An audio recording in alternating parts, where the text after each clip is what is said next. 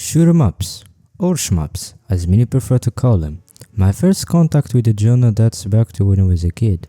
At the time, I struggled to progress beyond the first level of Life Force as it proved too difficult for me. However, as I became more experienced with demanding video games over the years, I felt it was time to revisit the genre and give it another try. I started my journey in the genre with humble beginnings, playing classic games such as Capcom's 1943, Gunpei Zenek, Airbuster, Y-Type 3, and lesser-known games like Ganak on the Famicom system. Each one of these games was memorable and excellent, paving the way for my growing interest in the genre. So far, I've played too many that I can count, yet I've always found myself venturing back to one game in particular every once in a while. And that game is Dangun Feveron. After playing Dangun Feveron countless times and growing fond of what Cave managed to craft, I took the initiative to create a brief history video of the game. I am hoping that as a startup video for my channel, this will be a good enough video. So without further delay, let's dive into it.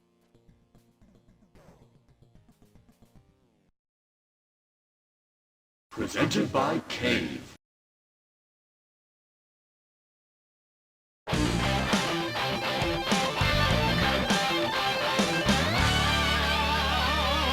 Dangun Feveron. Dangun Feveron. After the demise of the legendary top line back in March 1994, some of its former developers pursued different paths, except for a selective group of talented individuals that refused to accept the reality of top line's closure and opted to stay united even after its bankruptcy. With the wealth of games Top Line had under their belt and the influential impact they inflicted on the genre applied as a whole, it was pretty obvious why these individuals would carry Top Line's torch and continue its legacy. Several key members such as Tsuneki Ikeda, Junya Inoue, and Kenisha Takano, along with other ex-Top Line members, quickly established what would go on to be known as Cave back on June 15, 1994. The company was burning with Top Line's flame, and with ex-members on board, the company was off to a good start. Cave's introduction to the genre began with the release of Donpachi, which garnered praise from both critics and Shmups enthusiasts, resulting in commercial success. Within 2 years, Cave followed up with the release of the Donpachi, which also achieved tremendous success. These back-to-back hits demonstrated to the genre's fans that Cave was a serious contender in the gaming industry. Their success wouldn't stop here, as the company would later release two particular games still deemed memorable by fans to this day, Exhilarating and Dangun Feveron. Produced by Tsuneki Ikeda with support from several key members on the company, the game was early in development alongside Exhilarating just a few weeks after the release of Puzzle Puko on the Cave 68.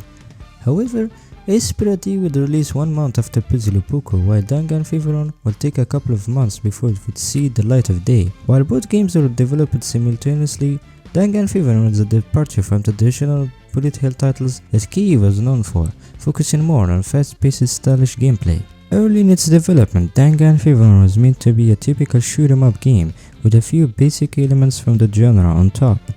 However, after several attempts during initial tests, the team quickly realized a game with such an unacceptable state wouldn't spark in the market. The team held a series of prolonged meetings before settling on the ideal theme for the game, which led to the birth of Disco Fever. The game was to center on disco theme and draw strong aspirations from the golden era of disco music. Tsuneki Ikeda talks about this in one of his interviews in the March 2010 edition of Arcadia magazine. He says, "At first, the team was making a normal mecha shoot-'em-up game, but the stats from the location tests weren't that encouraging, and the team realized they had to do something. After many meetings, the idea that emerged was Disco Fever, that'll be cool. Everyone just went with it." In order to create a distinctive and immersive experience, the Cave developers had to alter the gameplay up to 6 times. This is evident in the game's overall style and mechanics, with its fast gameplay requiring players to dodge swift projectiles while also attempting to score as many pulls as possible, all while grooving to the beat. This rapid pace of play signaled a departure from Cave's previous philosophy of Danmaku, aka bullet hell games, in favor of a new playstyle. Ikeda talks about this in the following lines. He says, "I think the gameplay system for Dangun Feveron changed 5 or 6 times during the development. There was a period when the disco menu now collects as items were things you shoot at instead." Multiple revisions weren't limited to gameplay alone, as even the music underwent several stages of development. In the game's early stages, the original plan was for Dangun Feveron to feature a heavy metal soundtrack. However, this changed when a team member from Cave suggested incorporating disco themes from the 80s. This is explored in one of the few discoveries I have found from a website titled Shmup. The text says the following: "Originally, the soundtrack was entirely heavy metal. However, one day we were reviewing the whole game and thought it might be better to make it more thematic somehow, when someone said, 'You know guys, don't you feel the fever?' And with that we hurriedly changed almost everything to an 80s style disco soundtrack."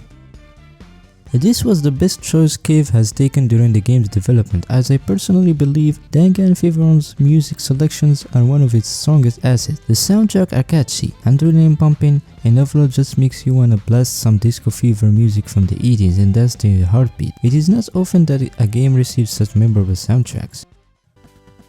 While originally released exclusively in Japanese arcades, Dangun Feveron gained global recognition over the years. With arcade emulators like MAME, it became easier for players to access the Shmup catalog, including games that were exclusively released in Japan.